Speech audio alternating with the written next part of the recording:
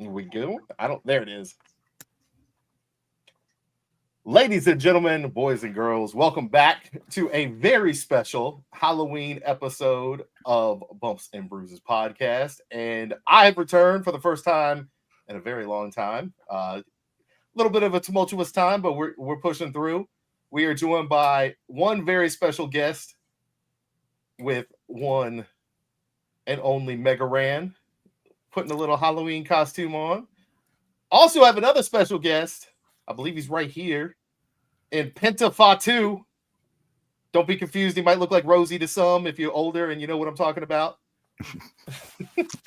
Sporting his Halloween gear. This guy over here. How's it going, everybody? Your boy Marcos. Go And ahead. of course, the fearless leader of the pod. We got Derek up there, aka Bama 1392, aka Lock Stallion. How's everybody been? I've been gone. We've been good. We've been surviving, man. Yeah, they had me tag in for you a few times, so it's good to see you back here. I was beginning to wonder if you still worked here. I gotta work somewhere, so hilarious. All good. I didn't get fired on my day off. It was a layoff. They let a lot of people go. I didn't do anything wrong. It's just the nature of the corporate world. Indeed. So send your good vibes and your good thoughts, positivity, and spirit bombs over into House Drizzen as they continue to to rebuild and move on. I think this is the beginning of something big. You heard it here first. I think this is the next step to something special. I know it, bro. Like, why did his Sharpie look like a cigarette, like Loki? Yeah. I was like, bro, a Newport? Wait. Red really was like, he's a disgruntled Ghostbuster over here. So he had a hard night. How was y'all week? How was everybody's week? Pretty good. Can't complain. What about yours, Rand? Same, no complaints, man. It's been good. I have I'm trying to think. I've just been counting down, man. I'm about to go on a vacation literally tonight. And if you know me, I don't do vacations. This is not really a thing. Like, I took my laptop out of my backpack and I was like, that's weird. Like, I don't have to bring my laptop. Like, I was like so confused by it. And I was like, oh, this backpack's all light now, So but you packed the Switch though. Oh, of course, man. I've been on this Pokemon Legends. Crazy. You don't know who play on his Switch. I'm rank F now, which is weird because it's called Z to A. So you start off at Z and you're trying to make it to A. Yo, literally you're F already. This is what's weird. I've only been playing for like 3-4 hours, and the fourth match I'm at rank W, and then when I win, they go and take me all the way to F. So apparently they don't expect you to sit around and go, because it's a long process, like 26 fights. I think once you get to like A, then that's when like the game begins. So basically they just fast forward time a little bit. That's just to get you used to the game. So when you say fights, in that mask, bro. Yeah, I'm good. He looks like he's hating life. I'm not gonna lie. No, I'm good. I'm good. I'm gonna take it off in a minute, though. I just wanted to let y'all. I'm gonna give y'all the full effect right here. See, I should have put on the pancake sweats. You know what I'm saying? Well, I knew like he's a rival. Oh yeah. Wait, who are you today? Are you Kofi? Yeah, who are you? I could go change and be Kofi. He's who he always is. I'm T Bama. You feel me? Oh, you got the T-Pain belt. He is the released wannabe member of New Day, Odyssey Jones. Is that the belt that he just released? Yo, that's the T-Pain belt where he sells like one per show on this tour. Which was a lie. It was a lie. T-Pain, that's Cap. That's Cap. He sold, man. I was a little salty. He sold when two. When was that show? I'm mad that I missed it. When was that? He had two shows. here the 28th and the 29th. So he's been here 4 times in 1 year and sold out those 4 days. So that's dope. Because he was at Red Rocks. So kudos, nice. But you still lied. But so he doesn't only sell 1 per show. I don't know about other cities, but here in Denver, he had 2 for sale. He sold 1 before the show started, like to someone who was at the show, and that one was signed and dated. Red Rocks, the date, and it was signed. Oh wow! And then you know me. I saw the post. I sent it to y'all. You know what I'm saying? Yes, for those yes. And I was like, well, I'm gonna be there dumb early. I'm gonna be one of the first people to get in because I like belts, as y'all can see. He likes belts. You can't not lie. I gotta get it. Yeah. So I go to the merch stand. I'm like, all right, bet it's right there. I'm like, yo, give me the belt. And they was like excited. All that little stuff. It was a nice penny. But I bought it, as y'all can see. Yeah. Did you get the signed one or no? No, because I didn't know I didn't know there was a signed one. So I go up and you see like a VIP booth for like meet and greets and shit with him. Yep. And then there's another belt laid out and it's signed. And I'm like, and dude said it was already sold. So I'm like, so y'all sold 2 belts. So he sold 2. So me, I was like, all right, cool. I was like, how much is the meet and greet? You know what I'm saying? Yeah. Tell me how much it is. I'm like, okay, I'm gonna think about it. I was like, at the meet and greet, I should be able to get it signed, right? I just want the signature. I don't need nothing special. Signature. Right. Couldn't get it signed. I did the meet and greet, but I couldn't get it signed. No, the dude, like literally, I was going up for my picture. He wasn't even gonna let me take it back for the meet and greet. I was like, bro, I just spent X amount of dollars on this. Like, really? Right. Like, let me carry my stuff. Man. Then what y'all said, like what was posted, you like ain't the case. Like, come on now. Right. You lied. You said there was only 1. Unless that one, the signed one, was for people who's already signed up for the meet and greet or VIP or whatever. Let's not get into some podcast beef. That'd be funny. It hurt my heart. I mean, the truth is the truth. And if it wasn't the truth, I'm just saying. I mean, it wasn't. What we do if he goes on Twitch later? What are you gonna do? He's like, hey man, like I heard who are these people? Bumps and Bruises podcast. It's like, they lying on my name. Hey, well, guess what? I bet you he said the name on Twitch. I mean, hey, because he says the name. Hey, that's all you need. Start somewhere. Like, what was the name of that pod again? Man, Bumps and Bruises, fools. Hey, look, I'll show being his thing. Like, okay. Man, no, but my man, it was a paying customer. He has the right to be upset about that, or to do whatever he wants with it. Shout out to him. I like the idea of like doing a belt and making it real limited. I thought it was dope. I think that's a real cool I'm gonna freak it. I'm gonna freak the belt. I'm gonna hit up my leather guy. Can you explain for those that are watching live? So for those that's live, I'm gonna freak the belt, right? So you see this one right here at the very top, right there, right? So that's my Kofi belt. So that one's all designed out for Kofi Kingston. So what I'm gonna do with this one, you know what I'm saying? I'm gonna get some stones put in there, like at the top, I think. You feel me? And I'm gonna get the leather redone because it ain't the best of leather. It's all right. It's all right. I think I'm gonna have my leather dude do like all his songs on the back. Oh, we're gonna freak this belt since mine wouldn't sign and everything else. And I'm gonna post it on Instagram and I'm gonna tag him in it. And then he's gonna be like, "Yo, I need that." And I'm be like, "Yeah, about that, sir." That's what's up, though. And I feel like with T-Pain being very close to a lot of the things that we love and the people that we love, is we're bound to see him around in our travels. I'll see him at WrestleMania. He was there last year. Him and his wife. True. That's what's up. Shout out to Tiberius Payne. What? Shout out to Teddy. We're giving different names now. I get it. Oh yeah.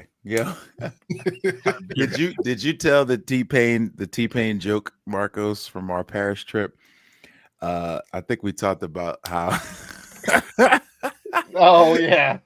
we were in Paris and this band was setting up to play right in front of this big church, and we're like, you know what? Let's see if we can convince them that I'm T-Pain and let them get me on the mic. And the lady was like, "Oh, it's a Christian festival," and I was like, "Oh yeah, he's a Christian artist." Did we say T-Pain? He meant T-Pray. T-Pray. His name is T-Pray. He be praying. He be praying. Every day. Oh gosh, yeah, you gotta do whatever you can. But anyway, shout out to Pain. But we didn't come here to talk about T-Pain apparently. But I think we came. I don't know. It looked like Bama was ready. Hey, he was like, I had to get it off my chest. I had to show y'all. Y'all know when I get. Oh, yeah. He went ahead and changed the toy off. You know, T-Bama. T-Bama. It's a dope belt though. It's a really cool concept. Like, I like the concept a lot. When Derek sent that over, I was like, that's cool. Yeah, what we need to do is get Rand for to start a limited series of his belts. Just do his belts, sell them at 10 shows. I would do it. I mean, it's just so expensive, man, but I would do it. You got to point to it so everybody can know which one you're talking about. You're talking about this right above my right on the side of me here. Right there. That guy. This is the Matt Mania belt. This is actually the wait. I don't even remember the color. Oh, that's the blue strap. The other one is the black strap that G1 has. Shout out to West Ghost Designs who made that. And yeah, man, they were just like, we actually traded services. He's like, "Yo, can you write me a song about West Ghost?" And I was like, "Absolutely. Can you give me a belt?" He's like, "Sure." And so that's kind of how it happened. So if he wants another song, I'll do another one. Yo, hit up T-Pain, be like, "Hey, I make songs. Can I get a belt?" He'll be like, "Yeah, I make a few songs too." But if you end up dropping a belt, Rand, I'm gonna buy it when you come here. Okay. But he's like, I need the first one off the front. Like, I need you to sign. It would have to be like a really big tour where I'm sure they're gonna sell, because like that's gonna be a huge investment up front to get those belts done. I tell you what, if there's ever a spot for it, since it was announced and all, and we can say it, that's something that would sell at MagFest like hotcakes. You might be onto something. Yeah. I know. There's at least 2 here that'll be sold. You know who runs your merch table at MagFest? Yeah, look at that. I know y'all would be the 3 that would probably get them. They'd be like, "Oh, they're all gone. Sorry, your friends got them." So I mean, I'm about to get in touch with my man at West Ghost and see what he can do, man. Because I think you're right. That's the event where something like that would certainly. That's how you get that crossover. Oh yeah. We joke all the time that one day MagFest is going to spin off to a wrestling fest, Mall Fest, music and wrestling. Yep. Listen, I'm saying, I think it'll. That's a good plan. And like, if you got any left over, when you do shows at these wrestling events, you take the belt with you. Wrestling fans, they always down to buy a belt. Oh, you do. If it's affordable. Ooh. Or you could like bundle it, do like a special dip vinyl, and then pair it with the belt and kind of like a cameo or something. Be like, boom, here you go. This is the top fan thing. And or like maybe you do like a pre-order or something. I feel like for something like this, you got to do kind of a pre-order. Really? Like you get one and put it on the table, and then it's like, yo, if y'all are interested, you can put your money down, and then I'll have one in a week or so. Yeah. So that way, then I think that'd be dope. You ain't burning through personal funds. Yeah, that makes sense. Okay. I would say a show like MagFest is the spot where you get a couple though. Yeah, I feel like somebody at Mag would cop, because people go prepared. Like a show like MagFest, a show like Dragon Con, and then you get into like the offshoot shows at Mania, at the Big Four. You go to something like that, and you got those on the table, and people are like, I was thinking of getting another WWE replica, but Rand is my dude. Yeah. And this is unique. I'm rocking this. Yeah, that's actually a really good idea. I'm about to hit my guy right now. I'm gonna see what he could do. Let's do it. It's not like I need an extra place to throw my money at. I gotta get a job. They releasing a bunch of new Legos. We just got this MF Doom collab. Now we're gonna get this Rand belt. Yeah, man. Did you add more stuff in the background, Marcos? I see Jay Uso face. I see Michael Myers now. Oh, so a skateboard. So that's the Nerds Knicks skateboard collab. It's been there for a minute. I just moved it. That's a Jay Uso T-shirt that I got in, and I was like, "Oh, let me take out the plastic." And yeah, that Michael Myers thing was an impulse grab at Cinemark when I went to see. The popcorn helmet. Yeah, popcorn. But it's creepy as hell. Like the eyes are black, and then it has red pupils. So it was on my island in the kitchen, and the wife was like, "Get that crap out of here." It's like she went downstairs to get water, and it was just in the middle, like in the corner of the island, so it looked like he was like that. The honest, was like, "Get that shit out of here." She's like, "Nah, that's whack." I think Vision just vanished. He said he lost power, and he said he's back. He looked like he was frozen. So this is gonna be the latest. Wait, let me see that. Hold that up again. Hold on. It's just me, Oos. I don't for 2 months. It's just me, Oos. Hey, but it don't matter because like your boy said, like what does Paul Heyman say? It's not a prediction, it's a spoiler. So I take it you are Team J in the upcoming match. I just don't know, man. Like granted, he ain't no Bryan Danielson or Ric Flair in the squared circle, but like I connect with the man. Like, you know what I mean? Like we finally got somebody that's genuine, that I feel like, to lack of a better term, he's for the streets, but in a good way. Like, you know what I mean? Like he got the vernacular and all that stuff, and like, and I assume he's gonna get better in the ring, because you know what, Rome wasn't built in a day. I mean, I hope you're right. You think he's just too gassed in the ring? I don't know. I don't know if it's that, but all I do know is that these plates look very sexy. It's pretty fly. Yeah. I hope he gets another run, but at this point, he's a main eventer. Like he's solidified.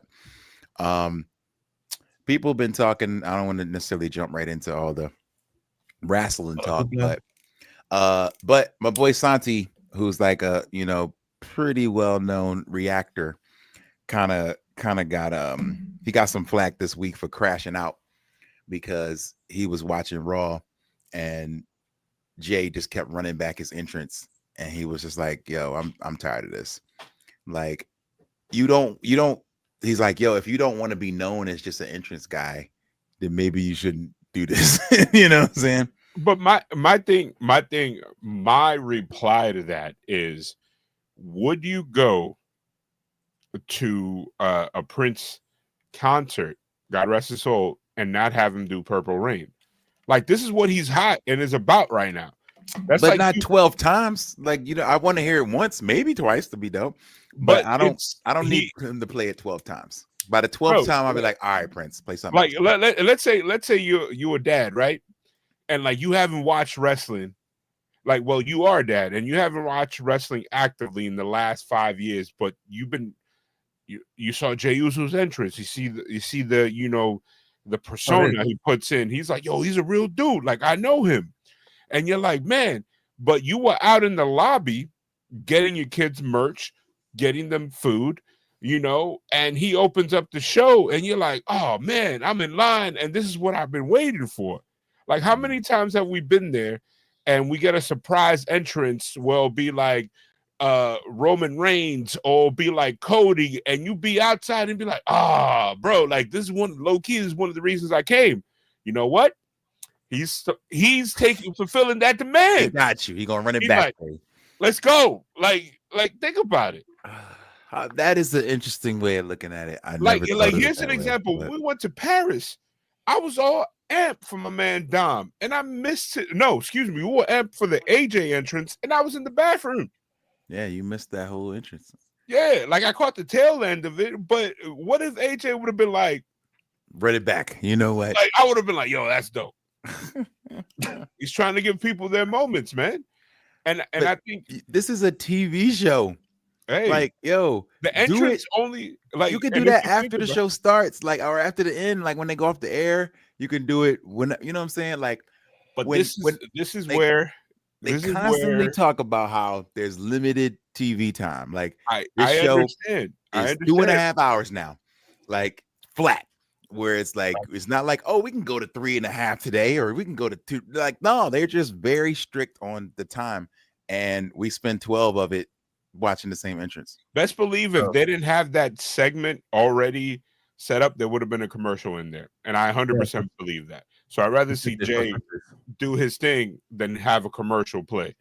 I ain't trying to watch a ad for Marcos's Pizza, which is a thing. And I'm like, why are they playing these regional ads on Netflix?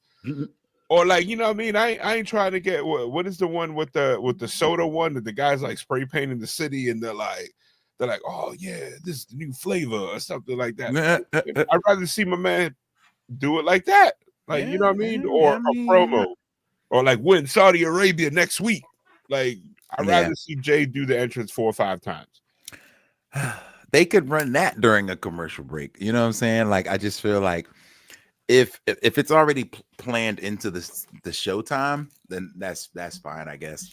But people who watch every week are like, man, like, this is for the live crowd. So why not do it when we can't see it? You know what I'm saying? Okay, but let them do 3 weeks of Jey Uso already in the ring, starting hot. Like, you know, you'll be like, what? What's going on? But we can have the middle of that.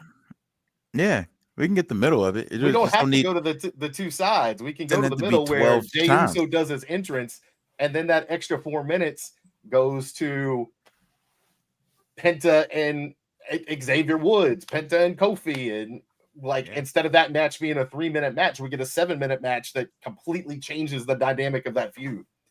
Yep. Yeah. I think what you're saying is, Marcos, that he is just an entrance. If the hit, I mean, he has to get better. His hit is not even wrestling related. So if he has to play that hit, his entrances are going to be longer than his matches, which was Goldberg, and everybody gave him crap for that. So he's Goldberg.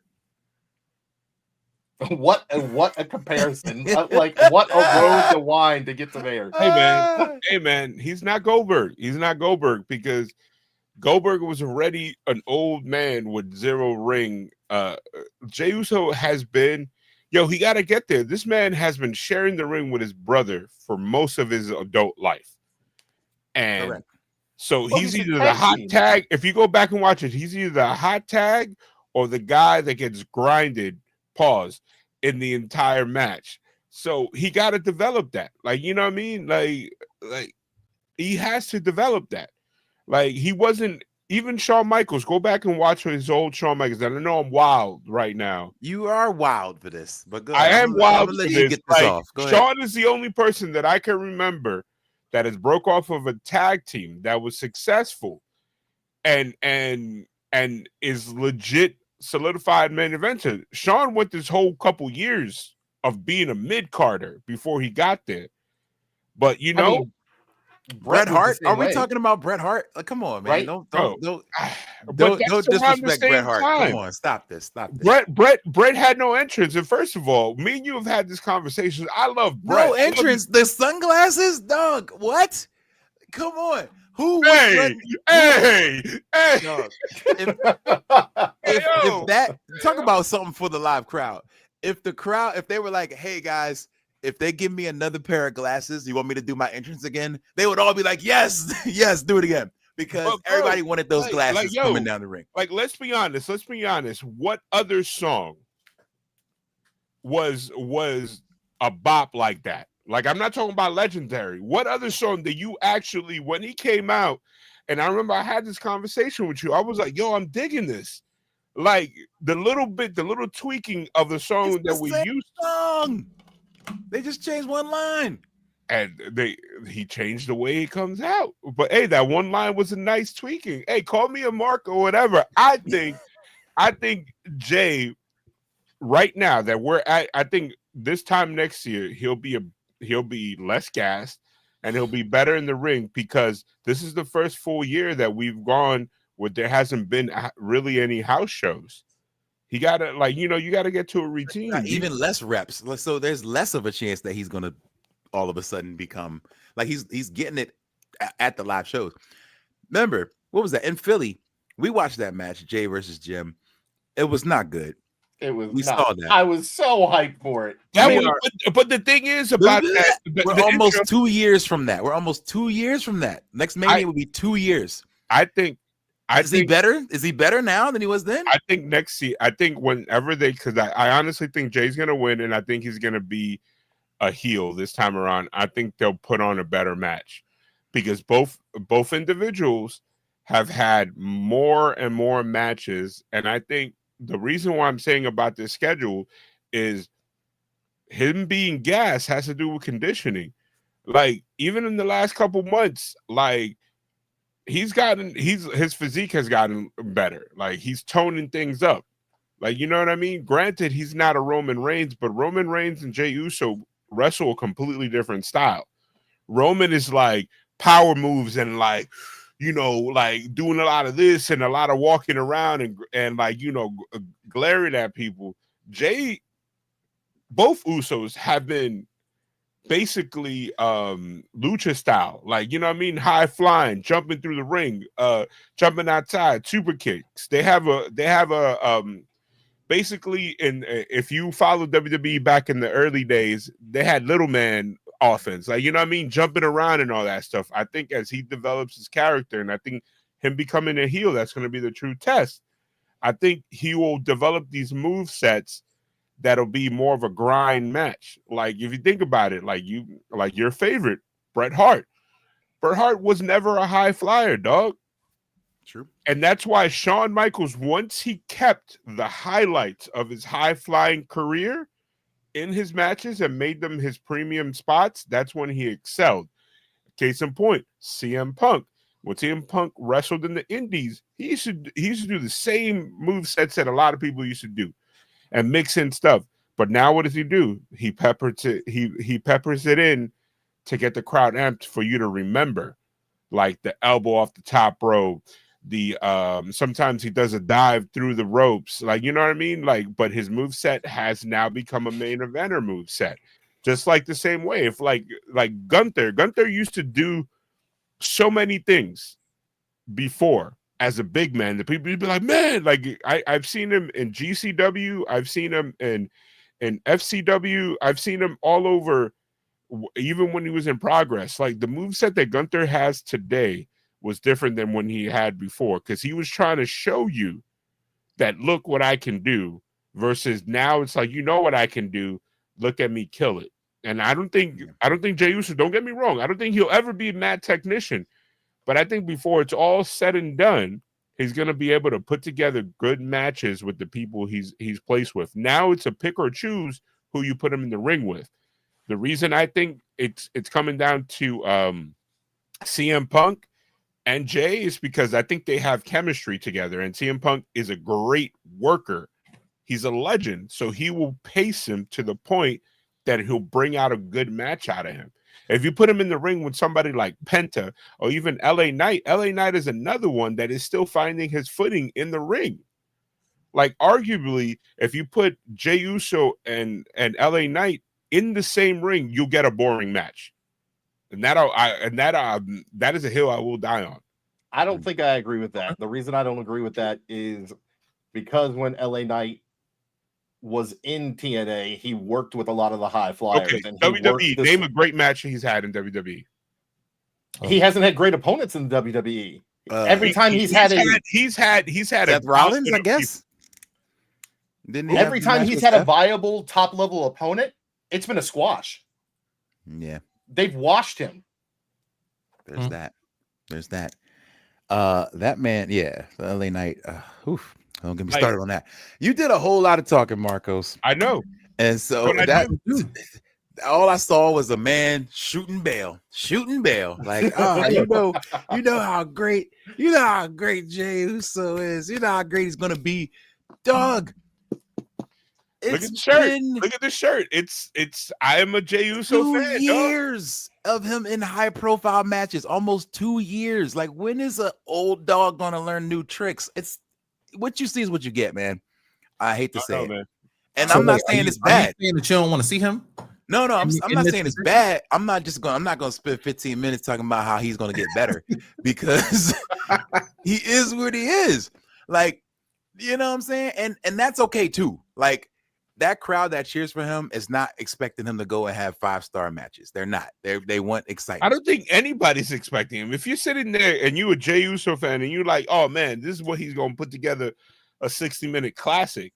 No. But I do think people get better. Cody Rhodes, before he left WWE to Cody Rhodes today, he's a better mat technician. Yeah, he showed improved on the indies and had classics. Cody Rhodes classics on the indies and put 4 years of work in from basically from the ground up. And Jay is trying to put the work in to get better at the top. It doesn't make sense. In so real time on the top. You guys saying if you're Jey Uso, he would have never left though. Talking about Cody, and Cody's matches ain't that like they were better in the indies, but I would say, or New Japan and all the other stuff he did. I think the bangers he's had with Seth Rollins have been the best matches both men have put together in their careers. I can't really argue. And this is unlike pairing because I don't think they ever worked each other prior to Cody leaving. Yeah. And at first I was like, oh, like Seth made him look good, but no. Then you go back and watch that. What was the Hell in a Cell when he had the busted pec? I was like, Cody knows how to work. Cody put in the work. And what's going on? That's the thing. The difference is, like we said, Jay is already at the mountaintop. This isn't the time where you start learning how to be a main eventer. So let me ask you this. Because everybody likes saying what they can do and what they cannot do. If you're getting a promotion and you're like, man, I really need to, like, if you playing basketball and the coach is like, yo, I'm gonna put you in, it's time for you to start. Are you gonna be like, yo, coach, I'm not ready. I'm not ready. No, you're not gonna do that. Okay, then. So then everybody needs to the front door. That's it. Let's just let this man work. Except for go on the floor and you can hard number and be like, yo, we put Marcos in this lineup because he's killing it in practice and shooting like 60% from 3. And now that we're putting on the floor, he's shooting 25%. Pull this dog out of here. Put that other brother in. Okay, that's when people get pulled. This is what happened. We saw it at Raw when he lost the title to Gunther. I think they were like, all right, we tried. You know what I mean? Either that because of whatchamacallit, because of Goldberg. The Goldberg thing. Okay, I can blame that on Goldberg. Because Gunther lost the belt shortly afterwards. Yeah, like no, I think T-Bama, my guy, is on to a point because they want to protect what they see as their ace from being like Gunther is pretty much like bulletproof, bro. Like ain't nobody like if you would have had, he lost to Punk, he lost to Jay, he lost to who else did he lose to? I don't know. I'm trying to think, but you could probably count on one hand his losses in probably the last 2 years. Yeah. But he's lost some. But number one, him like the Goldberg Gunther thing that needed to happen the way it happened. Because think about it, after the entire social media, the entire fandom was like, you know what, screw Goldberg. If it would have been Jay and Goldberg, it would have been like screw both of them. The internet would have just hated the entire thing. It would have been a terrible match. But if we're talking about this is, go ahead. Go ahead. I just watched Jinder Mahal talk for like 15 minutes about his run on top. I don't know. It's actually a pretty good interview. And except for what he came out and said at the end, what did he say at the end? I think it's the narrative for people that are gone from Vince's era, saying that the old man would have done this, and it's like, just because you're not like the old favorites, is like, yo, whatever, new job, new companies, new regime, bringing new people. Like, you know what I mean? Like, how you say somebody's horrible because they don't use you? It's like, well, I've been doing this, but so is still the manager. I will still be working. Yeah, he said, he's like, I got that push because Vince saw my body. He saw the work I put in. So, yeah, that probably wouldn't have happened if Triple H was there. Because Vince is a body guy. But the point is, he talked about losing to AJ right before Survivor Series so that AJ could fight Brock. And he talked about that. And he was like, this rumor started 6 months later that Brock wouldn't work with me and yada, yada, yada. And he was like, that didn't happen. Like, that wasn't the case. I saw Brock. We were always good. What happened was they realized I'm a heel, Brock's a heel. We're both big dudes. It just wouldn't have been a good match. So they pulled the title off me just as quickly as they put it on me, to be honest. They told me the day I was coming in, and they as soon as I pulled in, hey, you winning it today. And when I lost it, it was, hey, you're losing it today to AJ. And so it was just that quick. And so because AJ versus Brock was a better match. So again, same thing with Jay and Gunther, because Gunther and Goldberg is a better match. The big bad Austrian putting Goldberg out the pasture is a better story. So I get that. And let's be honest, Jay versus Goldberg wouldn't have been a good match. It would have been the drizzling shits if I'm bringing. It'd have been Jay and Jimmy part 2. No, I honestly, I think we're more than likely to get a 5-star match out of Jay and Jimmy than anything at Goldberg at this point. Like, the only person that made Goldberg look good was Brock, and it took Brock's entire talent he had in his body to not make that match horrible, and it still was bad. Yeah. Well, that's what happens when we're putting 50 to 60-year-olds in the ring. Well, as CM Punk is about to fight Jay, we got a 50-year-old in there. I'm like, ain't CM Punk close, if not there? He's there. Like, I think he's 48, isn't he? The main event scene in Raw is kind of hurting, and you can always tell, especially when Seth goes out. It's like, dang, who else we got? Like, what's going on? And then it's in a weird place, right? Because the youngs, Braun, they're too young yet. Like, you know what I mean? Yeah. Then you have, like, at least WWE is learning from certain mistakes. They, in terms of, like, okay, if we push them too early, then you have a big dog situation, which is the fans might turn on a dime. You know what I mean? So I don't know if I agree with that, man. Like, who the youngest heavyweight champion ever is, right? Who was that? Randall Keith Orton. Randy Orton. Yeah, but when they decided they this guy, they didn't bury him, but they didn't. I don't think the fans ever like turned on him like, oh, that's your guy, that's your boy. We hate this. Like, that didn't happen then because Randy was good, but they did pull the trigger early on him. And the setup for it though was good. And they pulled him away. Like I felt like that story. I know they eventually circled back, and they got to Triple H. Him, like, they switched roles, and he got kind of like his comeuppance, but they didn't really play that full storyline out. It's kind of like Randy Orton got jumped. He was like, "Oh, you too big of a star," and then it's like, "Cool, I'm out." Yeah, and he just went out and did it.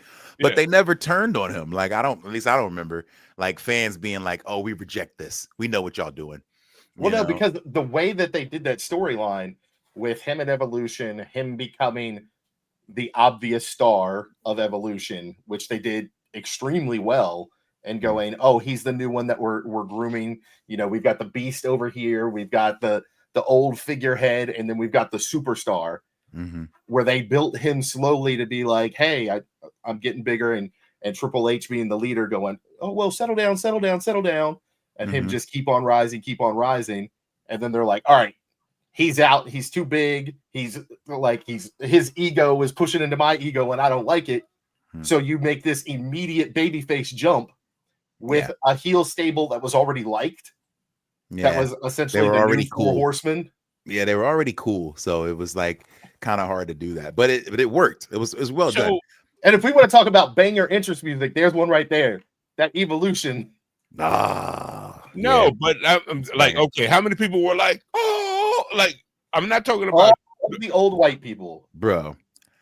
Triple H, one of my favorites, is My Time. Triple H's interest was so fire back then, and if he was like, you know what, I love that song so much, run it back, I would be like, cool. You know what I mean? Like, I'll be okay with that. But and I think what you guys are missing is the point that I'm trying to say. Like, this is the closest to hip hop that we're gonna get outside of Rand killing it in the New Day.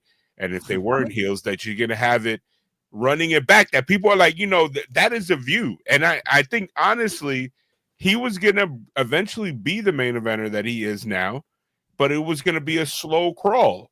Marcos is over here going, Look, Billboard just fell out of hip hop just fell out of the Billboard charts for the first time in 35 years. Give me this. Dude, we need Right. we need a win somewhere. You know what's Yeah. interesting? We just talked about the Randy Orton story. I think they're trying to do that in AEW with the Don Callis family. It just kind of hit me. With Takeshita and Okada. Copy and paste. Yeah, it's Takeshita. just Takeshita is the baby face rising, and Okada's like, stay in your place, kid. Like, this is like, I'm the guy. And it's where it's going a little slower because they already like Takeshita. He didn't need the New Japan title to do that. And they just have too many belts because now Okada got a belt and he has a belt. So they're probably gonna get to some sort of winner take all or something. But I see that happening that way too, because like everybody loves Takeshita, and he's kind of falling out of favor with the family. And Okada's like, nah, you gotta fall in line to the veteran. So I see it going that same place. I don't know if I wouldn't call Takeshita a Randy Orton, not yet. I mean, he's a hell of a blue chipper. Like, he's amazing. All he needs is some type of facial hair. I know we ain't going. He's a literal baby face. That'll make him he is a literal baby face. Is exactly what I was gonna say. Took the words straight out my mouth. But yeah, it's a good comparison. But that if they don't book it right, it could burn two companies. Like, you know what I mean? Then you could potentially. I don't know if Okada is wants to go back. That's gonna be the New Japan. That's gonna be the Wrestle Kingdom match. That's the only money they got. You think so? You think? And let's be real. New Japan has already burned itself. I mean, it is smoldering. They're kind of in the dirt. That's why I said this is the only match they got. This is why they're swapping the title around a lot. Like it was Zack Sabre Jr. But like you're saying the right thing. It's like, okay, so you got Takeshita, who is our champion. Are you serving him up? What if at the last minute TK says, you know what, I want Okada to go over, and then New Japan is like, great, do we have him for 12 dates for the next year? And they're like, oh, we'll give you 4, but you're gonna be without your champion for the next 4 pay-per-views. But that's when they'll go, hey, we'll give you 4 dates that he's in Japan, but then we'll give you 8 dates where we do Forbidden Doors. And it's like if Okada somehow wins, right? Which I don't think they're gonna do. It doesn't make good business. I think he'll come and drop the New Japan title in an undercard match in an AEW US show, which like to me is like, bro, if you ever want to show how much you disrespect another company, is do that. And that's where everybody is going. Well, please close the Forbidden Door. There will because be time NXT and TNA are doing it better. Yeah, it's true. Like New Japan needs that rub from AEW. Like I never thought I'd see that day, but that belt being on TV, it lets people remember that it even exists at this point. So it needs to be on TV. And on top of that, I know they're an own entity, but the same thing NXT is doing, and all of the WWE is doing with AAA. Yeah. Like here's the thing that people forget, and I'm one of the late adopters. Like I forgot, like every time we see Dom with the title, I was like, oh man, when's the next pay-per-view? Yo, AAA is still steamrolling schedules, and Dom has been on every show. Yep. Yeah. He's making towns. like you know what I mean? And it's like, oh wait, so it's not just a figurehead thing. Like Dom is over there like in Mexico spitting that Spanish and being the heel that is more over than over, to the point that they got what I consider him the Hulk, not the Hulk Hogan, the Randy Savage, what's it called, Kingo. Like he had to turn heel. You pointed Kingo had to turn heel. He just had to like they didn't have to explain anything. He just walked out, was like, you know what, I'm heel. Screw it. Well, I mean, they hate me. That was from the odd loyalty to Del Rio. That's the smart fan thing is happening. That's what didn't happen. Vampire mentioned it too, that about the Orton thing. The smart fan wasn't happening then. Like we weren't like, oh, we see where this story's going. Boo. You know, it was like, we like this guy, and so let him get over. So now it's like we see the story, and the fact is Vikingo showing up on day one, standing around with Rey Mysterio and everybody when the deal went down. It was like, oh, that's your guy. And then the next show he wins the title, and it's like, yeah, that's your guy. Like you just proved to us exactly what we knew, that he's your corporate champ. So they were booked into a corner from the beginning, like, But- and the weird allegiance to Del Rio. But to WWE's credit or TKO's credit, I don't even know who's running that ship. They stood course. Now people are not really chanting Del Rio anymore. They like fell for Dom. Like, Yeah, Well, Yeah. giving Dom was the ultimate move because whether it was in the cards or the WWE's like, you know what? Well, let's just kill this noise right now. I think that might have been the move. They were like, you know what, Dom is over. Let's put him out there. They'll forget about Del Rio. Rand, why you got a Little Caesars cup? I was thinking of Pizza Hut. Pizza Hut. Little Yeah, Caesars Marcos- never had a sit-down restaurant. That is a Pizza Hut cup. Is this the Pizza Hut cup? Yeah, CC's. That's what I meant. I meant CC's. CC's, I can give a CC's pizza too. There we go. You know, it's a But that's throwback. it's wildly expensive to find. Like way back. These aren't the fancy ones. The was it the Pizza Hut ones? Those are glass, right? No, like, they're huh? not plastic, but like Oh. Amazon occasionally gets them, and I guess because everybody's in our age group now, with the exception Everybody with money. of T-Bama, Everybody who spends money is and I'm not that young. you can't find them. Like I remember at a certain point, Amazon had them for $1 a cup, and now they're like $9, and it's like I'm not gonna do all that, and you need the full set just to leave them around your house and be like, oh yeah, what's the other 3 cups? It's like, oh. Appreciate your youth, Bama. Appreciate your youth. Because one day you'll be in our shoes. I mean, this One is true. day, like the Homer meme. It's like one day you young, and then one day you like this, falling asleep on the couch in the afternoon. Like, Yep. The number of times that we watch movies or football, and I'm like, nah, you asleep? Nah, I'm watching. No, I'm up. I'm That good. I'm and- good. Eyes. And between that and waking up with random body pains, Come you on. know, don't look Jeez. forward to that. My back started hurting this morning. I was like, what the heck? bro, I feel like My, that's the wrong way. and stuff too, though. my knee hurt because my wife decided to put her leg on it while I slept, and I woke up. I was like,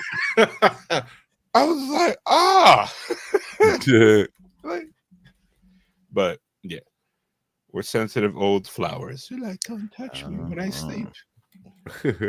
But Be like, because it rained. so now that we're kind of like talking about a lot of things, I want to say, you know, just going right, we're not, because you know, we're already proved that this show, we used to try to go over the results and everything. Now we just jump around.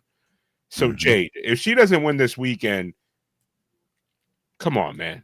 Like, You see her not winning this weekend? I hope she would, but WWE has done weird other stuff. I I mean, think it's facts. I don't. I just personally. I think Tiffy is good, but the fact that you botched a match and gave her a scar, and then she kept it moving like nothing, and then you using this opportunity to make her heel, you can't start off a heel run on a loss. You can I do agree. that as a baby face. Correct. You can't. You can start a baby face turn like, I'm gonna finally beat you, and then you know whoever the mega heel is gonna be like, well, not yet. Like the chase for a baby face can be as long as you want it to be, but for a heel you lose all credibility, right? So she has to win. Does she have to win in a convincing fashion, or does she have to cheat? Either one. I think it can be either or. It can be either or, but as strong as she is, like, what does she need to cheat for? I'm about to say, what does Jade cheating look like? I mean, she's strong. I could see her.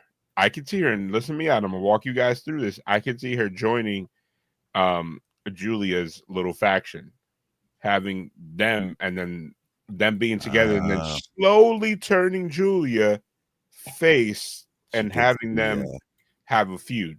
I don't mind that though. I like that idea. That's a solid story point. Because Julia is really good to get a great match out of her, and to her credit, Jade has gotten better in the ring, literally right before our eyes. Like, And we you know what I haven't mean? really gotten the Julia that we know that can be. Like what we've gotten with with Vakir is kind of the same thing that you can get from Julia. Yeah. And Julia can get those matches that Stephanie is getting with everybody. She can do the same thing. Like she can have a great match with anybody. Or so randomly- getting her with Jade long term would be great. do we keep them away from each other, or you let Jay rock alone? Like, I like your idea. I think Jay probably rocks alone for now. The one thing that I'm gonna say is Marvel. If you redo an X-Men, that is your freaking Storm. Oh no, like, sure. Come on now. She is an action figure come to life. Like, come on. If she's not Storm, she's Storm's arch enemy. Because like you got to do something with her, like for real. Like she has a comic book body. Going back to the wrestling side of things, the reason I would love to see her move in a different direction, because then if she does win, we're gonna get stuck in the rematch hole. Which is we're gonna see them wrestle 3 more times after tomorrow. You know what I mean? I think all of this is because Bianca's injury has been more complicated, right? Is that what's basically? But I think she's on Raw. Coming back soon though. Oh, they're not even on the same show anymore. She's not on Raw. She's on SmackDown. Her husband's on SmackDown. Oh, her husband's on SmackDown. You know that's how that go. Oh yeah. They keep them together for the most part.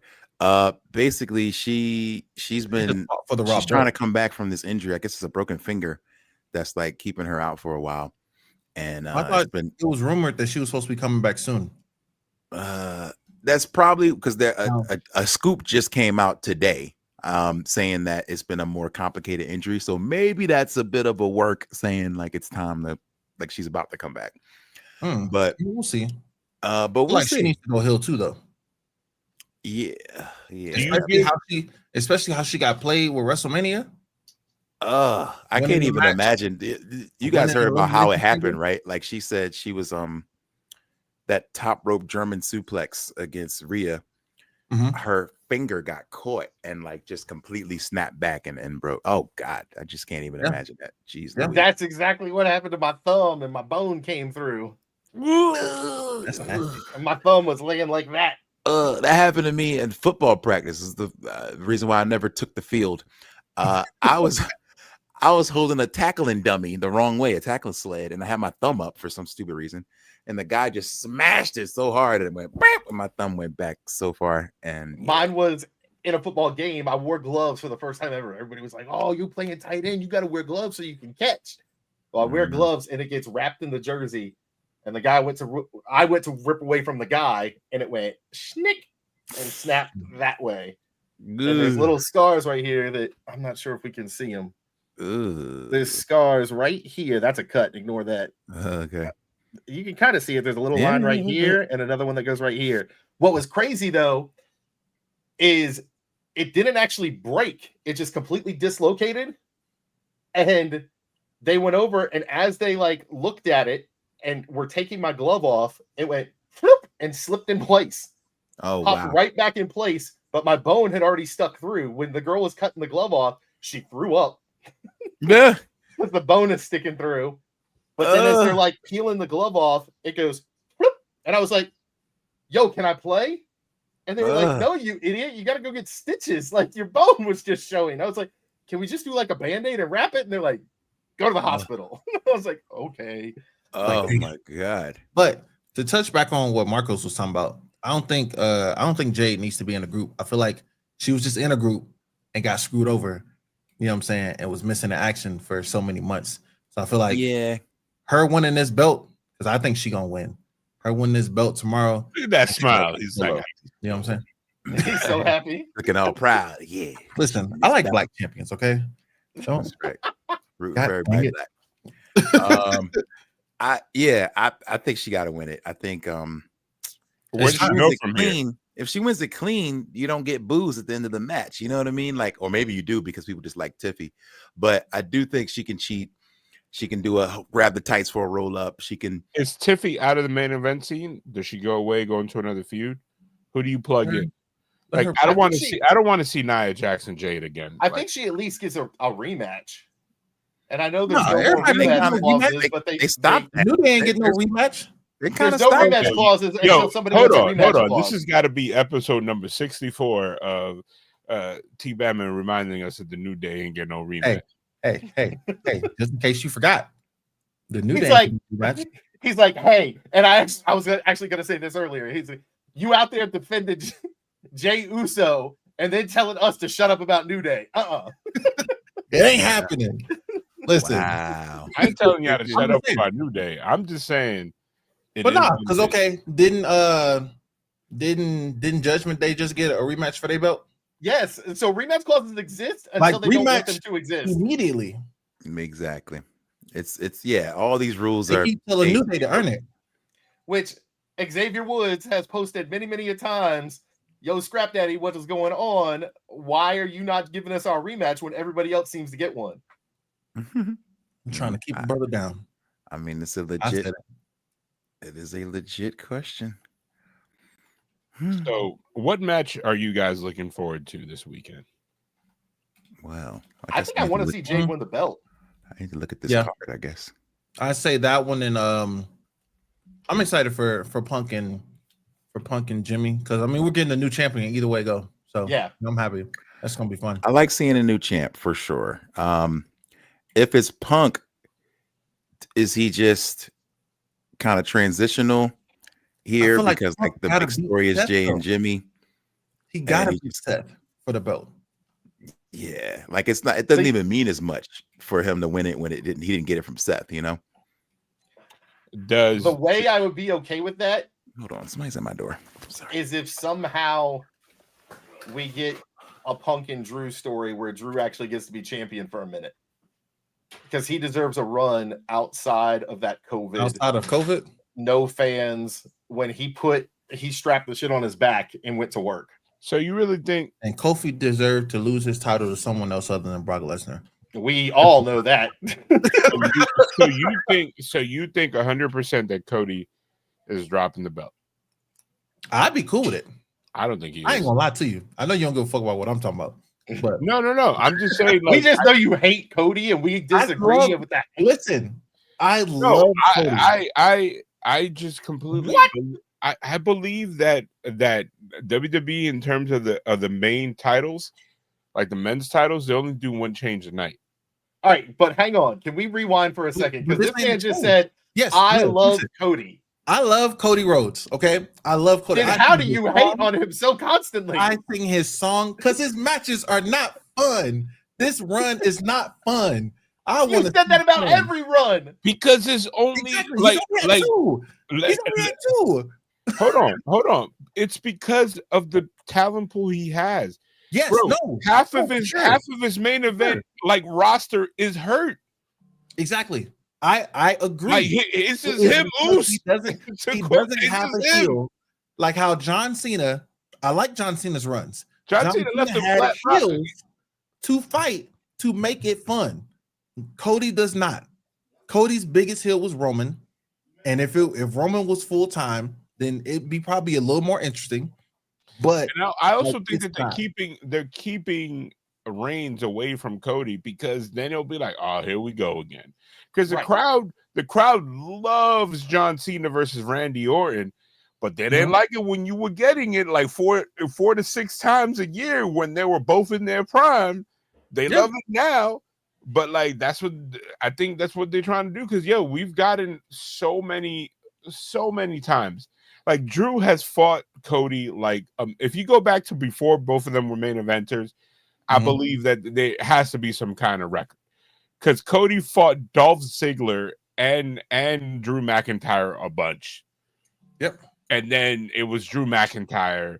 And then it's like, I just don't feel like it's big enough, and the timing sucks for it to be Drew now. Like, you know what I mean? Like, Rand got a front door service delivery. You heard the ASMR? But I don't know. What do you think it is? What do you think it is? Do you think because I feel like Cody dropping the belt on a non-pay show, and then the next show is Survivor Series. We never see a title match at Survivor Series, really. That there's a title. Not anymore. Like, because now Survivor Series is all about war games. So it's give me at least one traditional Survivor Series match. Those matches suck. Like I didn't like the Raw versus SmackDown matches. Those suck, man. No, because I thought they were good until the Becky Lynch injury. They really had no stake. They had no sizzle behind it. It was just like, I thought you were Jamaican. You didn't like that part. was You know great. what? I just think hater? that, like I like the character work, but not for that pay-per-view. It was like everybody wins, what's his everybody name? loses. Let's do whatever. Look, he getting bug spray. That's people. The modem cord was because we got gamers at the house. So I was like, Mute his mic and his camera. No, seriously. So we don't see. I'm working on it. Yeah. Put him back in the loading zone. Yeah, put him in the load and the thing. Mike's muted. But yeah, honestly, or maybe I don't know. I told you this was a very special episode with lots of special guests. Look, there we go. We're gonna put it back there for a second. We'll put message him and let him know that we'll put him back when he's done. It's the most white people this podcast has ever It look seen. like he back. Let me see. Hold on. Are we back? We good? 1 minute. Look, he got food on his chin too.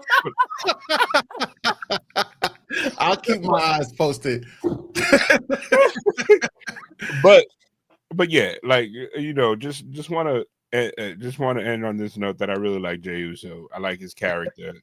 We love Jey. We love Jey as well. We all love Jey. Jey. You know what I mean? Like, yo, he's one for us. He's one. That's No. the closest. That's the closest to a Dominican looking superstar we'll ever get.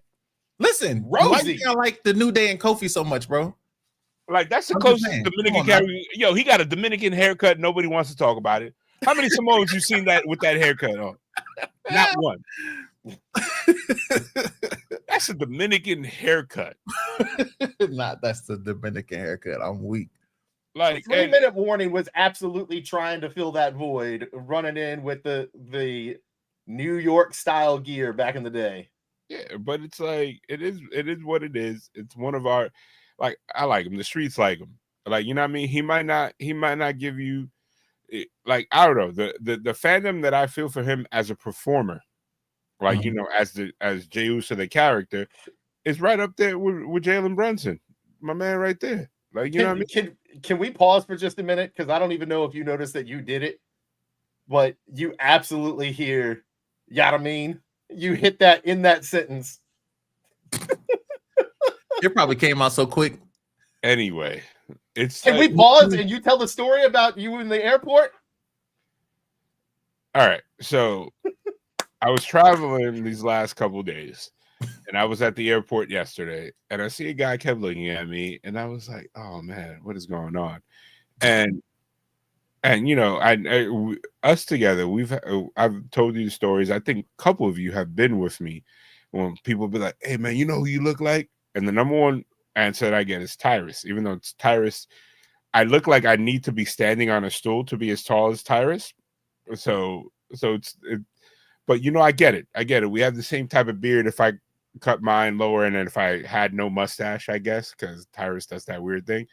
But no, like, my hair is in braids, and you know, it's not something that I just picked up lately. It's been something there for like what, a year and a half, 2 years that I've been doing. And the guy was about like, two, I think, because I think in WrestleMania you had it. yeah, and he was like, "Hey man, like you know, like, I don't know if it's you." And I was like, "Who do you think I am?" But I was like, "I'm not who you think I am." And he's like, pulled out a picture of Jey Uso. He's like, "Man, I just, like, I want to come up, like, you know, my son's here. I just want to take a picture." And I was like, "It's not me. That's not me, dog." It's not me, Oos. Bro. No, I didn't even say Oos. I said it's not me, dog. You should have hit a Oos. Absolutely should have hit a Oos. And like we were talking about in the group chat, I couldn't tell anybody. Like you were like, "Oh man, you should have gone with." I was like, "No, I ain't trying to end up on those Instagram or Reddit posts when it was like, 'Hey man, I got drunk last night and I thought I met so and so,' and there's a picture of a random dude." You know, but hey, I hope the Oos gets healthy there. You know what I mean? Like, we need him back, because I honestly think he was gonna get in a nice feud with Cody. Like, I can see that. That's what we need. We need, first of all, there's a couple matches that are on my list. I'm like, I need this. Number one is Jacob Fatu versus Cody, Fatu versus Bronson Reed and Braun Breaker. Like, those are matches that I think can main event pay-per-views. But I don't think we're gonna get them for the foreseeable future, because they're on two different shows, and You know, unless they're gonna main event WrestleMania, I don't think we're gonna happen. It's gonna happen, but I can see it. I can see it happening. Would be cool. You gotta go with it, man. You gotta be like me when we was in Indy, and it was just like, it was like, hey, can I take a picture? But that's a different vibe. That was a different vibe than when we were in Atlanta. I mean, facts. In Atlanta, that was more of a racial thing. There was a lot of assumptions made by. Listen, that was crazy. They were like, "You're a wrestler." Crowd. I was like, people just assuming you're a wrestler, even though all of them are over there. Like literally, like hey, if you just move 300 feet this way, like they're all right there. You can see everybody. Like the people that I'm sure you had a poster of when you were a wrestling fan, like they're literally right there, right there. Like one came over and said what's up to us, and then walked back to hang out with the other wrestlers. Exactly. I'm like, I mean, it's a safe bet, especially in a wrestling environment, to be like, oh, maybe these are guys that I haven't seen yet. You know, well, they're big guys. They were like, you're this person. That's you. Like, because you know who I got. So like I've been in this sometimes. I've been in a situation where people were like when I used to get the Tyrus thing, it's like, come on, man. Like, I know you want to keep it low key. And I was like, dog, I am not him. Like, and that's honestly one of the reasons why I don't wear my hat backwards anymore. Like, really. Wow. Because of that. That's like, think of all his pictures that he has when he's on Fox News. He's wearing a backwards hat.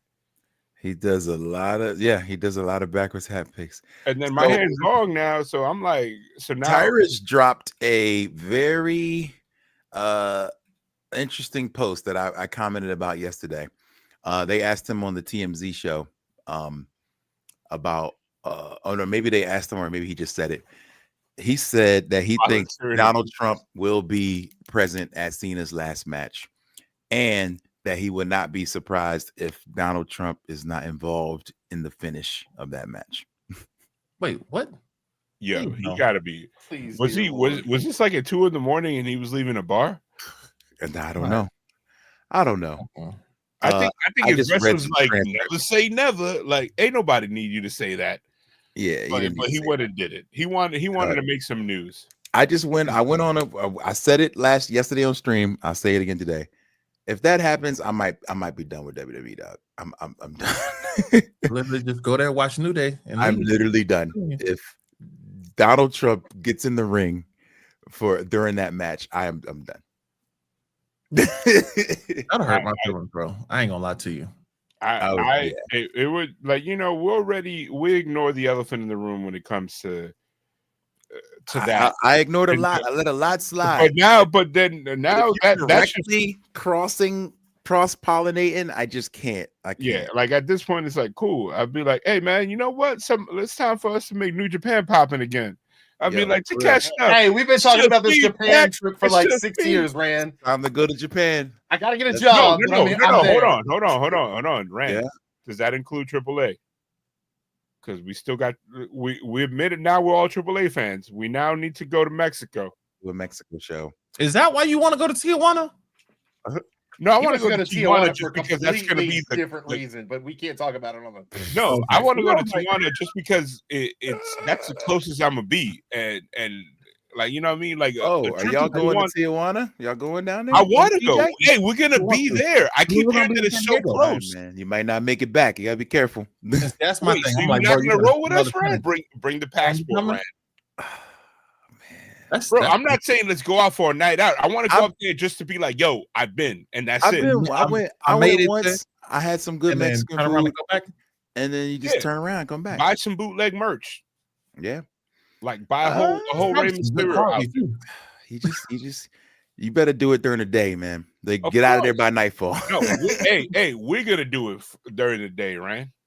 Oh, all right. We'll talk about this. Yeah, we'll talk. I'm still down for that Triple Mania. Triple Mania is on the list of things I need to do. Yeah, but in Triple Mania, I'm not leaving the Triple Mania show area. I'm not. Yeah. Ain't no excursions going on there, players. We don't do that. No excursions out there. We don't do that. We can hit that Chichen Itza. It's around the corner. No. But no, like Tijuana is just how I'm humble because I've always seen I've It's cool been, though. Like I've it's been to a cool Cancun, spot. but I've never been like, like, oh, I could drive there. Like, you know what I mean? Like, I could go over Yeah. there. I mean, That's we the could only probably problem. You're gonna get once, so you know. yeah. You just gotta look at when the border closes and make sure you're not like Yeah, because stuck I'm not there. staying there overnight. Oh, I'm not saying. Oh, you wouldn't say no. I want to go there, and this is like maybe an hour or two excursion. I want to go as far as you can go without being too far, checking it out, and be like, all right, cool, let's go. Turn around just to say you did it. Okay, Yeah, all right. like I would spend more time in Disney World than I would there. Like, you know what I mean? Oh, Like, is this your Survivor Series excursion? Is this what you planning? yeah, I want. Hey, we're Are we gonna gonna be be there in an extra day either way, right? Oh, We're I gonna thought be, you were only staying for the day of the show. no. Okay. So I'm getting there. I'm What getting is there it? for a couple days. I'm getting there the same day you're getting there, right? There I'm getting there Friday. Friday, and then I'm leaving Monday. So Well, Raw is in Phoenix Monday. that's why I said when you hit me, I Just looked saying. at that. I looked at the ticketing, and I was like, it costs way too much money to get from Arizona back home. Ironically, I mean, look, I'll come to Arizona. Look, I live in Colorado, so it's close. It is close for you. I don't know. I'm just saying. I'll Y'all's probably go to definitions that of Raw. Close is mind-boggling. You Yeah. said what? Y'all's definition of close is mind-boggling to me. How's it? That's not But- far. Cali's like a but- 2.5 hour flight. but Yeah, short flight is close. but Tijuana from San Diego is walking.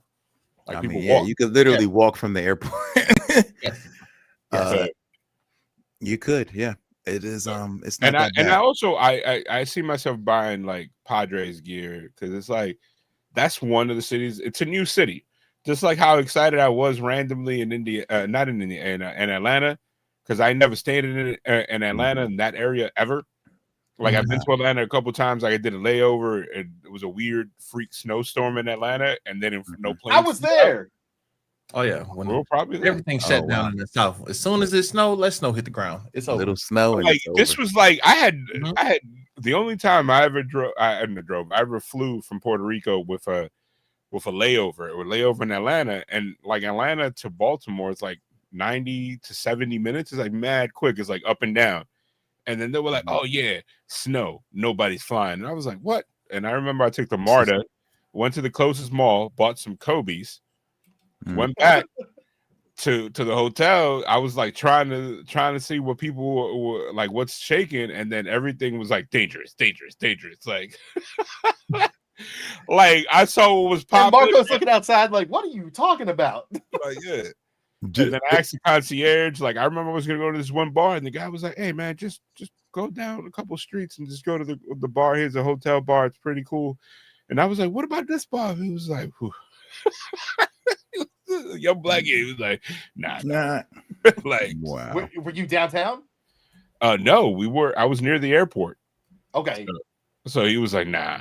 He was like, airport that's is like he told me that's like a 20-minute drive, and then you'll be able to get there. But when the bar lets out, I don't know.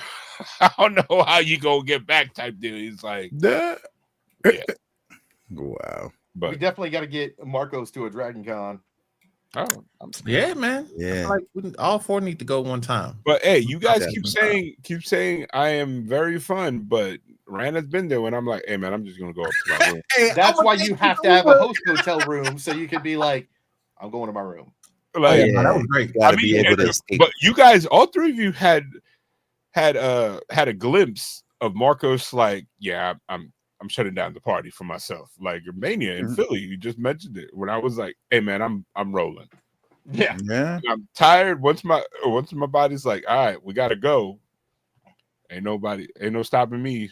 Look, we're gonna get some icy hot, some Ain't no Tiger stopping me Bomb. now. Shout out Shelton B. It's couple Red you gotta Bulls. pace yourself, man. Because I was just saying, Dragon Con it It's can a be lot. overwhelming if you let it. Like it can overwhelm you. Like it's a lot. Like thank goodness, because I wasn't staying on site, but luckily they were. So we had a room to kind of go chill in or whatever. Nobody would get ready and stuff. But yeah, it's a lot, dude. It's a lot. But It's Going back- We got a question in the chat. Hold on. Okay. DJ Donnelly. He says, "Hi, is it inappropriate to let your son or daughter dress up as Ghostface for Halloween? no. Despite the fact that the no, it's not. Ghostface is a serial killer and the movie is rated R." I think if your child, if they're young enough to realize that it's just a character and they haven't seen the movie, yeah. But if it leads to questions later on, like, Mom, who is this person? Or Dad, who is this person? Then it's like, then it's your discretion. Like, you know what I mean? Like, I have a couple friend that with my wife that we have that they got married on Halloween and they celebrate everything Halloween, including the Disney Halloween, the gory Terrifier stuff. You know what I mean? It just depends on what you guys do behind closed doors. I think that's a personal question. Well, I wouldn't. It's not a real. He's not a real serial killer. You know what I'm saying? It's not like this is a true story that we made into a movie. So I feel like it's okay. Like if he was like, I want to dress up as Ed Gaines, then you might not want to let that. Me and my daughter can dress up as Ghostface. And Ghostface is one of the characters now that has surpassed his movie. Like, he is known outside of Scream. Yeah, it's kind of pop culture now. 30 years, man. Icon now. Yeah, so it's kind of pop culture. So he's in Fortnite. He's got action figures. Like, he's everywhere at this point. So it's not just, oh, this is the serial killer from Scream. This is the Ghostface is its own character in of itself. And you know, before Rand and we heard from, the other three men on this pod are qualified to answer this question as parents, but I feel like, I think harping on them being a serial killer, I think the guy was just a villain in a slasher movie. Yeah. Like, he stabbed people. So do you want your kid walking around pretending to stab people? I mean, it's just, you know, that depends on what you're comfortable with. Right. I mean, for me, I don't see any difference between Ghostface and a Grim Reaper.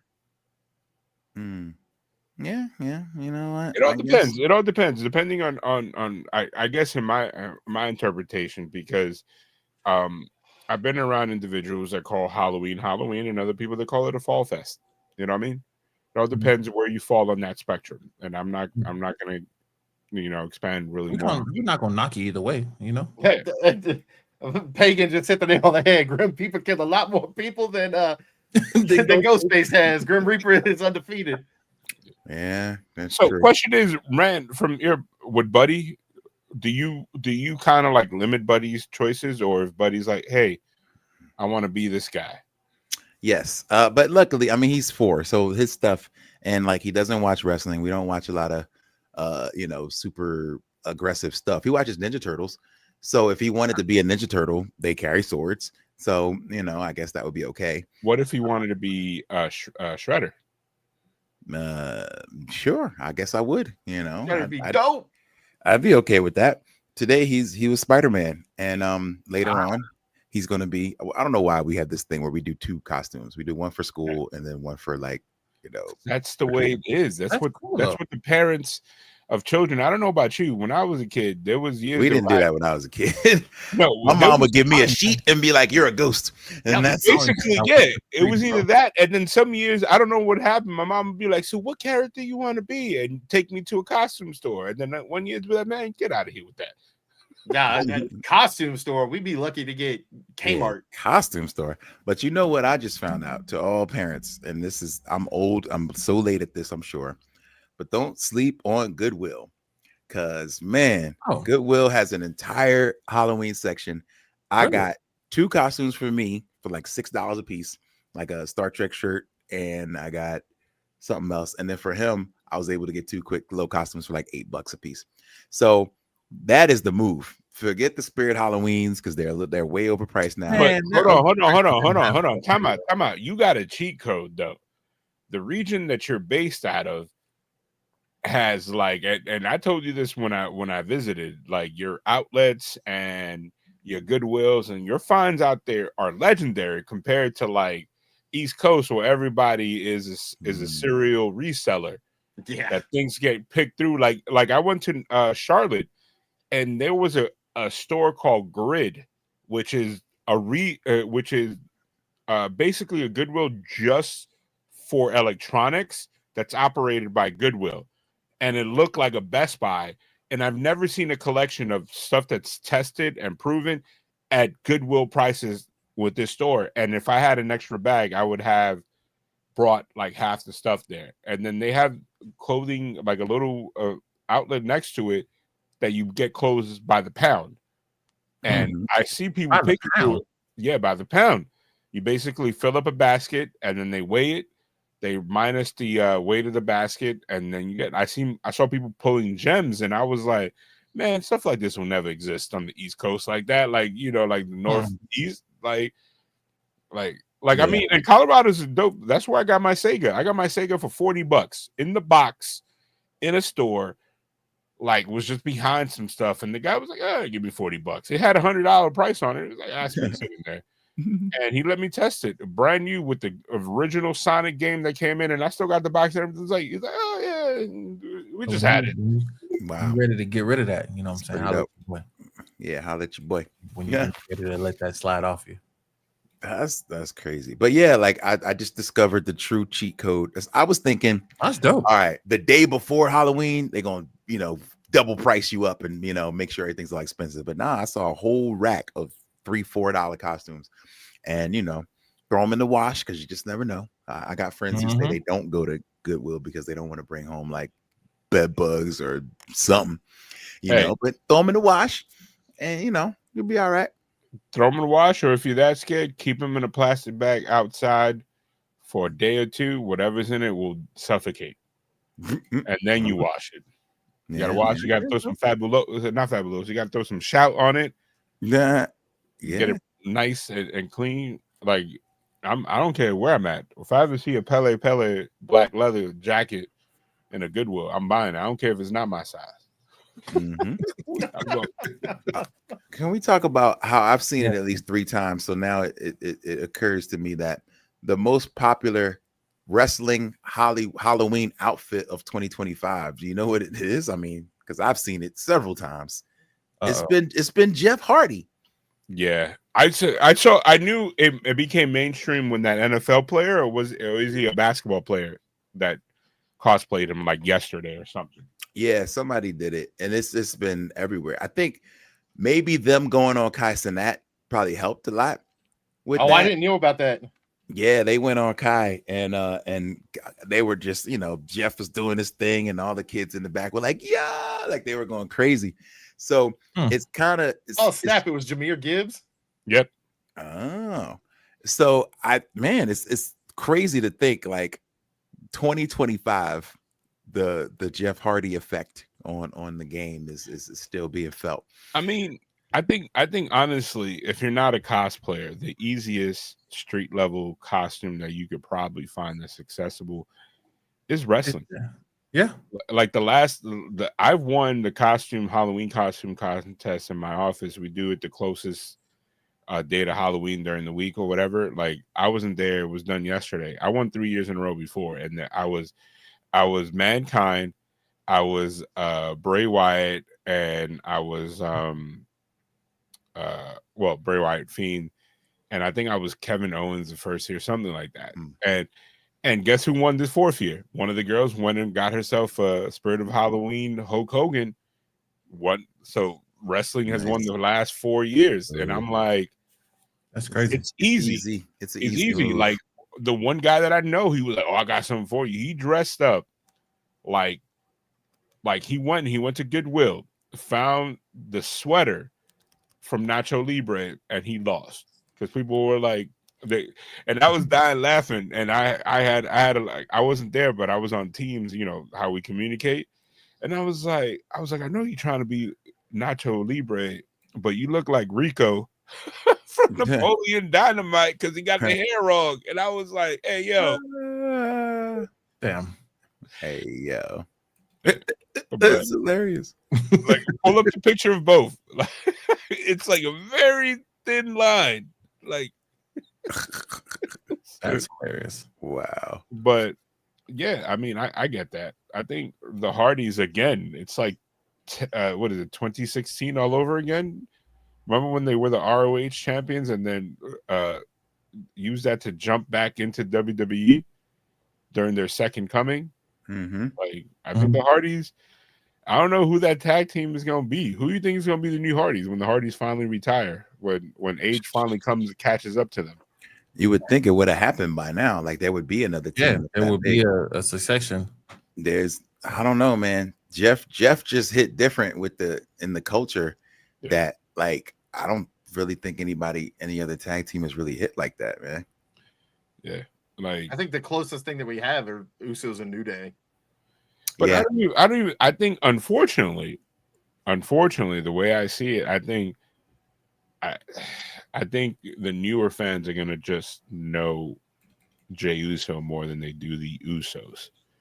Like I was commenting, I saw Raw this week, and when they first interacted, it said Jey Uso and Jimmy Uso, and then the second time they spoke on the show backstage, it just said the Usos. And then my wife who was watching, was like, why they just stopped identifying by their individual name? I was like, because probably somebody in the back was like, hey, we gotta remind people that they're not randomly related. They used to be one of the best teams out there. I mean, they're the longest reigning ever. Yeah. I think the closest tag team to get the Hardys level will be the New Day if they decide to do the Indies when they're on their farewell tour. Yeah, but I think unlike the Hardys, I don't think but I think unlike the Hardys, they've never had a problem when one of them is like, all right, I got to leave this company. Are you going to follow me? Like, you know what I mean? I think the Hardys were in a unique situation where they were forced out earlier. So they had to do some indie runs. They had to do some TNA shows. They had to do some competitors to WWE that brought different sets of eyes to them, but they still had that mainstream love on top of it.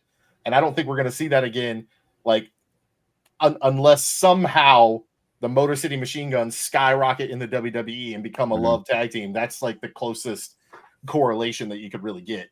But all these tag teams we talked about, you notice how none of them have ever gone to New Japan? Like, that is surprising now that I think about it. That is surprising. Man, you know what? I'm going to say something maybe a little controversial. Go ahead. Oh. If, you know what? How can I say this? Because it's looking like they won't and they haven't. But I would say if the Young Bucks do a WWE stint, that's the next team to hit that kind of. I don't think that's that controversial. 5 years ago, all of us would have gone, yep. Yeah. I think now, like maybe some of the luster is off of them, you know, after all these years and all the gimmick changes and whatever else has happened. But if they did 2 years in WWE, they would probably get that same type of appreciation as the Hardys. I will say though, I know a bunch of you like it. That this current AEW, we're poor and we lost our name and we keep coming out with different stupid entrances. I hate it. I think it's fun. I do not like it. I think it's fun because they're I'm not a huge fan of it, but I don't mind it because their work ethic has not changed. Yeah, and I know it's who they are. I know it's them poking fun at themselves, but at the same time, like the, you know, error loading, no picture, and But I think it's funny. Have you seen how great? I don't know what kind of conditioning they've been on lately, but both of them have been retooling their bodies, and they look probably. Nick has gone to another level. Nick was the Marty Jannetty for years, and when Matt hurt his back and Nick had to step up, he completely changed his physique. He started wrestling a more aggressive style, but have you seen both Matt and him are now like they look like they both look like Pox, like two different Pox, like you know Pac the wrestler. They're two Pox. Yeah, you got two Pox. I set that up for you. They're all like mad cut for no reason and like in incredible shape. What do you mean no reason? They're freaking wrestlers. I mean, they're perfect. Yeah, like but they never were body guys, and now they're like insane. It's like when AJ first came back and he was heel, Gene's AJ. When it's like, oh man, he didn't find a weight he didn't want to pick up. Like, maybe they're ready for a jump. Maybe. Well, and why? It's also that things that happens because I mean they've been in the business for a long time now, and they have a well-documented history of a lot of different injuries because their style is going to cause injuries. Yeah. And you get to a point that you can't live off the, we're on the road all the time. We stopped and picked up some McDonald's. You gotta change that eating regimen, or your body's going to end up the way that we do and wake up and go, oh, my wife slept on my leg. I can't move. Yeah. Yeah, that's a good point. And maybe this is the time for them to kind of, I mean, like you said, the wrestling style's been the same. They haven't like slowed down and been like, all right, we're going to be bruisers now or anything like that. But yeah, I think it's been cool to see like a change from them. But it makes me think, because the last time we saw another tag team that we were talking about in the group chat, Private Party, I think which one of the dudes got really ripped? I don't remember which one. It's but probably the one with the braids. Yeah, I don't actually remember their names, but like, yes, that's unfortunate. One of them is Zay, and that's all I can remember. Yeah, Zay and Mark Quinn and Zay, brother Zay. But anyway, one of them got big, and there's rumors that they're about to make that jump. So I don't know. That fantastic NXT rub. Yeah, go get that rub. I mean, NXT does build people. They're literally their own brand right now. Like they're making a lot of things work that I don't think would make work on the main roster. Like that's kind of like the sad part, but it's great because it's a legit third brand or fourth brand at this point, because it is an alternative. Like you can't look at NXT and think, oh, I can't wait till these guys go to Raw, because that's not going to happen. Well, and especially now, NXT and TNA are almost melded into one company that has multiple shows.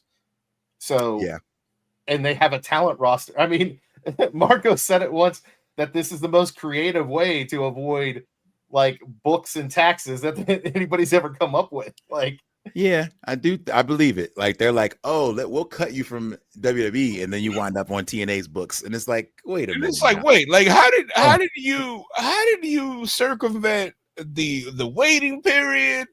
How you end up in NXT under a different name? Like, have you seen? I don't know if you've seen David Otunga talking about like no compete clause, the law side of the no compete clause, and how it's completely, basically illegal. Bullshit. Yeah. Right? Because they passed that no complete law a while back. Yeah. Yes, but saying that is one thing, but like understanding that a lot of the wrestling business is relationship based. You just gotta understand it. You ain't trying to like Andrade might either be the hero or the dumbest dude in the world. Because if he's trying to change the game, which I don't know if Andrade is thinking that far, like let me try to change the game for all the workers. Oh, he's like, hey, papi, like, I'm just trying to work. I just want to work. Like he's not. I don't know why he sounds Dominican in mine, but I do know. But he's either way, he's crazy. Like he's insane.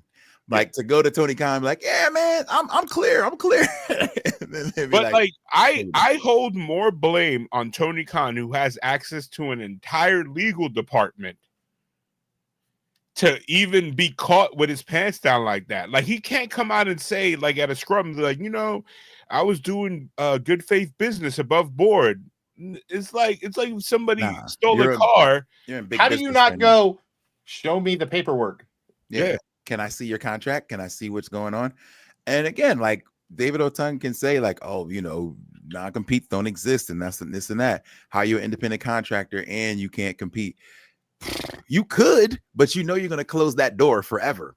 Like, yes, you can go walk over to the other company and be like, I'm an independent contractor. But that other company is going to say, you are dead to me. and Andrade tries it. And like, let's say he pushes the legal limit. We've seen a similar situation. Granted, there's lots of things that have changed. And I am actually more for Andrade being able to leave because I think the non-compete is horseshit, to put it bluntly. But we've seen this kind of play out in Maurice Claret trying to say, I don't have to have the waiting period where I have to play in college. You're stopping me from earning a living. I'm good enough to be in the NFL. I can prove it. And then he completely flamed and was out of the NFL. And they were like, this is why you have to do it. And it solidified the NFL's hold on forcing that. Yeah. So like you can try to change the game, but you could be a victim of the game, But like, let's say this works. This works for Andrade. It could create a situation where the WWE will start negotiating in bad faith. Like let's say your deal is up, and WWE is like, hey man, you got 90 days, clause or whatever. And you're somebody that is like, WWE's like, hey man, if you can show up on TV tomorrow for the competition, but if you do, once they cut you, don't come back here. Like we'll put you blackballed. Like they'll be upfront with it. You have no place here if you don't abide by our rules. And that might create a hesitation for somebody that is like, let me go peek over here. Like I want to sign a 2-year deal. Like those people that go back and forth, like, you know what I mean? They'll be like, oh, I can't, they're gonna hit you with the. I know, like you remember in Sinners, what did the folk singer say? The blues singer, he was like, I know so and so gonna be open next Saturday and for the foreseeable Saturdays. You might be open tomorrow. I don't know, the wrestlers will be like, WWE has been here for 50 years almost. Yeah, then now forever, dog. You know what I'm saying? At the same time, if Andrade takes it to court and actually wins it, then that's not going to happen, because the first time that they try and do that to anybody, they're going to go to court, and that person's going to get a how payout. many times has WWE done stuff that's legally in a gray area that people are like, this is not a bridge that I'm trying to burn? So I think it's different not now. Everybody's CM Punk, dog. Like, you know what I mean? Like, there's whatever happened with him? He tried to sue them, right? Did he drop it? What happened? Yeah, he dropped it. I don't think that nobody said there was no settlement. Everybody, I think there was a settlement. I think maybe they settled. Yeah, they settled. They didn't go all the way through court. Yeah, it didn't go to court. He got the settlement because part of the animosity was that within the settlement, what's his name? Colt Cabana didn't get paid out the way that he had been promised. Yeah. Oh, okay. And then he was originally part of the lawsuit, and then Punk was like, well, I'm gonna just go this route. So you do whatever you need to do now. And Cabana was like, wait, I was tied to yours. I can't do anything now. And Punk was like, is what it is. I think it's one of those things that who has quote unquote the long money to get behind it. Now, if it's something that AEW is like, absolutely, we like if they want to draw. Is TK willing to ride for this dude who maybe lied to him? To even that's what I'm saying. There? Like if the Khan family's lawyers want to get behind this, kind of like Gawker and the Hogan thing, like, you know what I mean? If they want to do that, then yes. But Andrade himself with his lawyer actually going toe to toe with the WWE's company of lawyers, like, you know what I mean? Like, that's going to be tied up in litigation until Andrade can't even compete anymore. Right. Well, and that's also a thing that's a little bit different now, where I think previously the WWE would have fought tooth and nail to do everything they can to stop this from ever happening. Now TKO is going to be like, let's just settle this. Let's be done with it, because TKO doesn't want to fight that. Like, they're trying to fight. I see your point there, but TKO did fight Rampage, jumping the Strike Force immediately. And that's where I was saying that they have different, and that wasn't TKO, that was Dana White. Okay. That was before TKO took over the UFC. That was when it was still Dana White as president with the former Kings owners, the two brothers that I can't remember their name at the moment. But because I remember he was number one saying that he had a non-compete that nobody knew existed, and that he owned the name Rampage. And it's like, that's a nickname that he had since before he was even known. Yeah. Right. That's crazy. I was just looking at this list of 10 people who sued the WWE and won. And actually, I don't even think it's 10, but it's 5 people who sued the WWE and won. And the number one was the Warrior, because he sued to keep his name, and he had he changed his legal name to Warrior just so that he could still use it in WCW and other places. The Warrior thing, how much of that was Vince going like, at this point, I don't care, bro, because I can't, like, you know what I mean? They can't it's not like he's wearing a mask. They can't like I can see them suing for Rey Mysterio, but they can't be like, look, it's the Warrior. And people will be like, yeah, that's him. You know what I mean? Like, but he changed his name, and then WWE fought that and said, "Nah, we own the rights to Warrior name." And he's like, "No, it's legally changed." And so he wound up winning the suit. They tried to get it. Like same thing with China. This is why China couldn't make a living after she left. It was like, you can't use this name, you can't do anything with it, and so good luck. We built you, man, and we'll end you. Alberto Del Rio sued. I don't know if I didn't even know this. When he left in 2014, he was supposed to have a 90-day non-compete, and he went right to AAA. He did an Andrade. The court actually ruled in favor of Del Rio all the time. They allowed him to compete for AAA. Despite the strained relationship, Del Rio and WWE worked back together again 2 years later, but that didn't last long. And that was before the dissolution of non-competes by the Supreme Court. Yeah. It's still like it's like the Supreme Court can say what they want, but like you as a wrestler know that your door is closed. Well, what's crazy too is in corporate America, there's still non-competes. Yeah. And I actually brought this up when everything just recently happened with our layoffs, and someone mentioned, hey, with the layoffs, do we still have non-competes? And initially the legal person said, well, there are still non-competes, but, and before she even finished her sentence, I said, non-competes have been dissolved by the Supreme Court. And she went, well, yeah, that's what I was going to get to. Completely changed her tone and said, yeah, you all don't have non-competes any longer. But does it predate? Like if you sign an agreement, all the agreements are null and void because of this Supreme Court thing? The Supreme Court said non-competes are illegal. You're barring someone from making a living doing the thing that they're good at. Not from here on, but I can go back and be like, you signed a non-compete 20 years ago. Because that was me. That was crazy. Me. And I thought they would have now and go. And actually, part of my separation is that I have job placement, and they're pulling educational technology companies for me to go work for, which I will be competing against the company that just let me go. Wow. It is called ex post facto law. Thank you, Priest. After the fact. So yes, it does go back to predate the contract you. But again, in wrestling, man, you can be like, well, you know what the Supreme Court says, and those guys can be like, and yeah, good luck.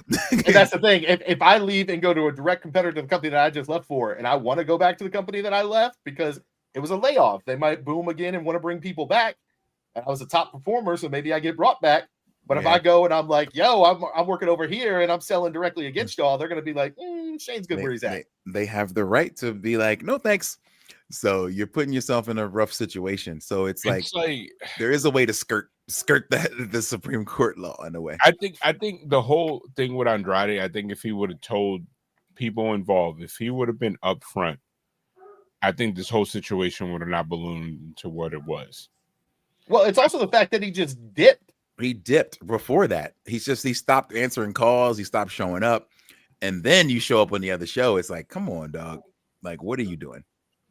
I think even I don't know. I haven't heard anything recent about this. So do you think WWE is going to try to get him back that was the last thing I heard, is that WWE wanted to bring him back and make him work. That's crazy. It's very petty, but I get it. To be like, we're going to make an example of you. Like nobody else needs to ever think about trying this. Yep. And that's exactly what they'd be attempting to do. Yeah, no, I get it. That's crazy. Also, Jesse the Body Ventura sued WWE. Yeah, but that was legit. He sued for royalties, and this is legit. He sued for royalties because apparently in 1987 he waived all rights to royalties of videotape sales, but the company lied to him and said only featured wrestlers get royalties, not commentators, not whatevers. Hold on, y'all. Okay. Then he found out later that other non-featured performers got royalties, and so he said, we're going to court. Filed this lawsuit against Titan Sports for $2 million in royalties. The Minnesota court moved it to the federal court, and Ventura won an $800,000 lawsuit. But that was also when WWE was a rinky-dink operation compared to what they are now. That was them lying, and they got caught with their hand in the cookie jar. Like, you know what I mean? Like Big Kevin Nash had something on his podcast the other day. He said, man, these checks are kind of light on my royalty for merch. And he's like, oh, he said it. He wasn't even being funny. He was like, oh, I'm just going to have my lawyer handle it. And they understand. And because he's like, there's new people there. So TKO might be like, oh, we can fudge numbers here, and then the WWE guys might be like, you can't with these boys. It's a different time now, and it started with Nash and them. Like, yeah, and now you don't get funny with the money because they know what's going on. And the fact that if Kevin Nash decides to stick a lawyer on it, that means that people's in WWE are kind of like, hey, big dog, something fishy going on here. I know it said they only sold 12 T-shirts, but it's more like 1,200. I just want to let you know. Like, look at them checks. Like, you know what I mean? Like, wow. Like, I'm trying to catch up on this CM Punk and Colt Cabana WWE lawsuit. I know it started with the podcast, right? Yeah, but I think that thing is the reason CM Punk settled is because it was a legal battle that was going to keep getting pushed back, and Punk was kind of like, "Yo, I'm done with this." And, like, you know what I mean? Like, imagine it was just too much arguing, like me and you having to have a fist fight about something that we started 10 years ago. Be like, why are we even fighting anymore, dog? Like I just want this to be over with. Like, well, and on top of that, turns out, Colt Cabana wouldn't pay his part of the lawyer fees. Yeah. So which now, if you listen to some of the Colt Cabana interviews, Punk originally told him, and obviously two sides of the story. Punk originally said, "I'm going to cover this. I just need you to be on here to help bolster the confirm the story." So he didn't think he was going to have to pay out of pocket for lawyer fees, and then he's like, "You got to pay your lawyer fees. It's on you." And that's where they got into the whole, this is a guy living at home with his mom, and his mom runs his checking account. And oh, geez, yeah, that was very nasty. That was very, very nasty. Colt was a casualty of war in that whole thing, because man, I was like, this did not need to come up right now. And part of that settlement, the reason that they went settlement and he didn't continue to push, is to Marcos's point. A large basis of it was like medical malpractice by the WWE staff, and the proof of that is so hard to get to the heart of. It was going to take forever for that lawsuit to plan out, and if Punk ever wanted to work again, that lawsuit couldn't be ongoing. Wow. Yeah, no, I get it. This is crazy. There's a good Squared Circle article about it. Basically, I remember the interview with him talking about the doctors knowing he was sick and still making him work and stuff like that, knowing he was hurt. So the WWE and the doctor opened a defamation lawsuit against Punk and Colt. Punk and Colt would eventually win, but it came at a tremendous financial cost, which led to the breakup of their friendship. Punk sent Colt an email saying that this lawsuit is $513,000 that it is costing me right now. You owe me half of that. And next thing you know, Colt was like, nope, I ain't got it. That's not what you said. And he started looking for another firm. He stayed put with the firm. And next thing you know, the firm dropped Colt without explanation. Colt said that was because of Punk asking him to do it. It is believed that this was caused due to Colt Cabana visiting friends at a WWE show, and Punk and the lawyer team feeling like this was a conflict of interest. Colt refused this and said this wasn't true. I only hung out with some friends to eat food. I didn't go to the show.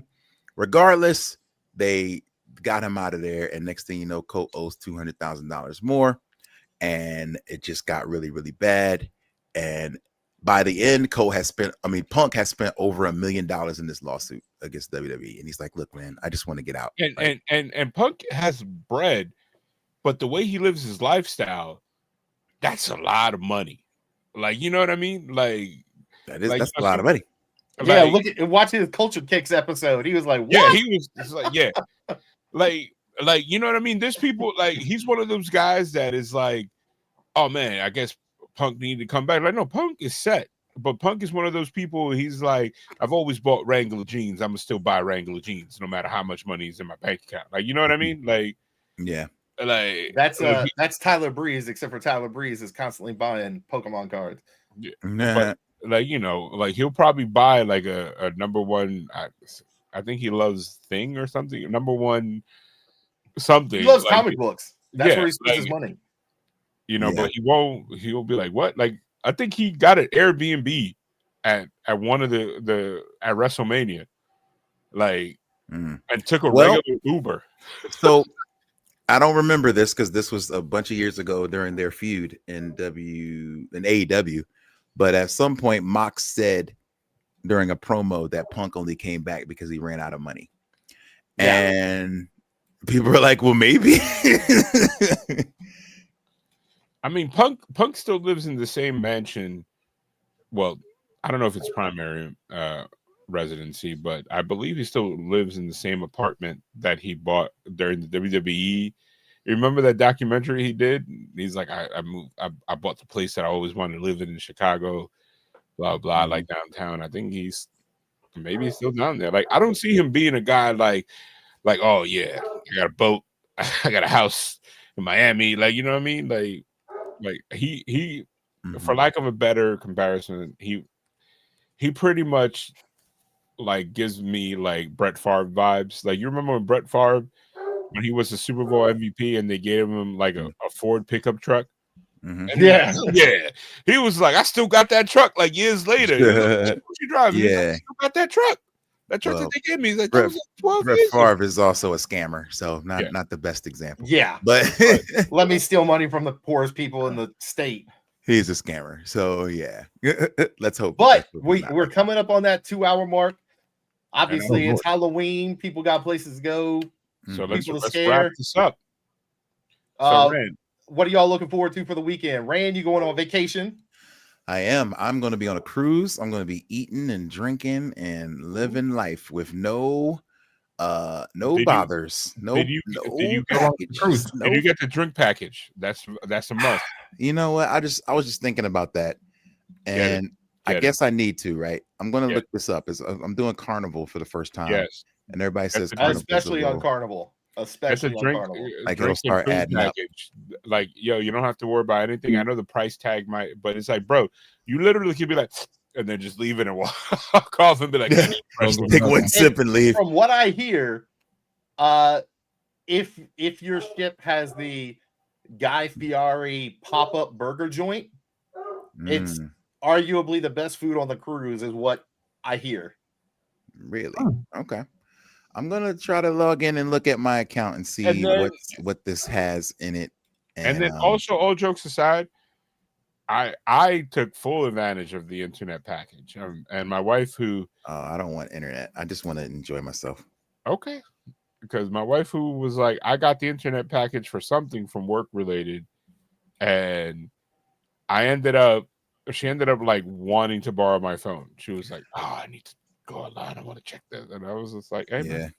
Okay, so the package is $69.95 per person per day. Is that worth it? How many days? 5 days. Yes. Yeah. Yes. Because knowing you, Mr. Tequila Sunrises, that's unlimited tequila sunrises, brother. And juices. Hey, you know that's your drink too. I know. And for buddies. $69 is like what? 5 drinks? Well, maybe less. Maybe like 4. No, but you got to factor in the little guy. It depends. Here's a cheat code. Little guys. Do you have to have? I was like, does everybody have to have it? He's not going per person. It's per person. It's per person. But the way you finesse it is, Rand go get the drink. Yeah, he pass off the little card or whatever and let them get it. You take a little sip. Boom. There you go. Right. So if you could get it for one person, I think you should be straight. I know pre-purchase is $11.59 the day before embark, so I could do it up until midnight tonight. So this is as an old man that we always try to cheap out. One thing that after Paris that me and the wife understand is pay for the extra leg room, and if there's all-inclusive package, pay for that.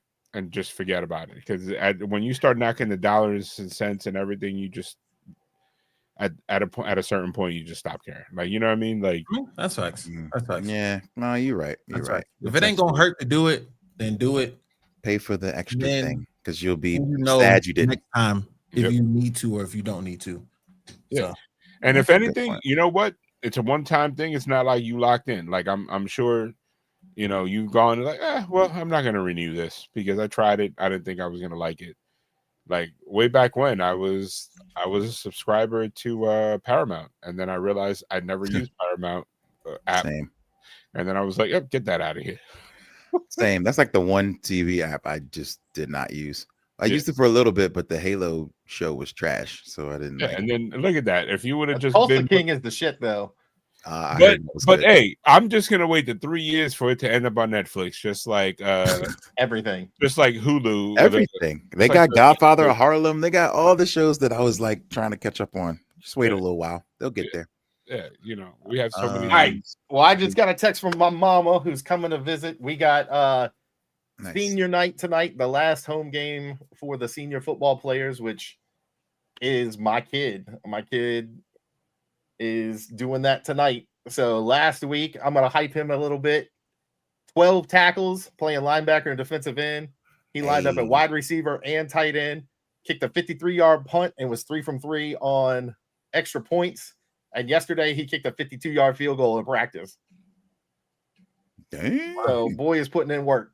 And tonight, And his power just went out. And Okay, he's gone. out. Dang. He's out of here. But anyway, he's Rand, plug in anything that you have coming up besides hey, the vacation. just the vacation. I got some shows coming up in Arizona and in Florida. So please keep an eye on that. There's megaran.com for shows and info. Playing at some libraries and a couple of gigs and all over the place. So, and they're selling out. So make sure you get those tickets. megaran.com/shows. Yeah. And of course, me and T Bama always rocking. And you'll see me on other pods as well. And I think I have a sneaky suspicion that after Rand comes back from vacation, we might start turning it up for Marvel stuff. Who knows, right? Yeah. So I'm ready. uh You have to. Oh shoot. They're not even letting me do a single. They're making me buy both. I guess they know what's up. They're I mean, I'm gonna let you I finesse mean, it. we all know the misses like to have a little bit of drink. And it's So, I this think is a lot. For 5 days, it's $825 because there's a service charge. Shit. Oh, never mind. Bro, That's a lot. for some booze? Hey, are you guys going with other couples? Nah, we don't know anybody else on this thing. All right. Well, you know what? Meet somebody the first day, and then We'll after meet a couple of somebody. days, they'll Say, slide make you their friends. path. Yeah. I'm looking forward to it. We'll make friends. Dang, they slick. You can't just be like, only I drink. But nah, it's going to make you do both. That's crazy. That's crazy. All guests 21 plus in the same cabin must purchase. Ooh, yep. That's how to get you. I'm not spending no $800. Like, what if she don't drink? Because like one person's They offer a healthy non-alcoholic menu. And ain't that That's crazy. I'm definitely not gonna spend $800 on. Well, booze. yeah, don't do that. But hey, just spend cash. But remember, if you get to day 2 and you're $400 in the hole on your tequila sunrises, then you're gonna be like, I'm gonna wish I did it. You're right. So just be mindful. Be mindful. Yeah. I will be mindful. But all right, Shane, you can bring one bottle of wine. I think on cruises. Yeah. I think you can bring one bottle. Look, yeah. I mean, there's ways. I think it's one per person. There's ways. But anyway, before we start getting into these scheming ways, this has been another episode of Bumps and Bruises Wrestling Podcast. Thank you again, Rand, for being our special guest. Thank you for Drizzt for joining us again, and thank you, of course, for the idea man, the creator, T Bama, and hopefully his chosen champion, Jade, gets her hand raised and some new gold on her waist.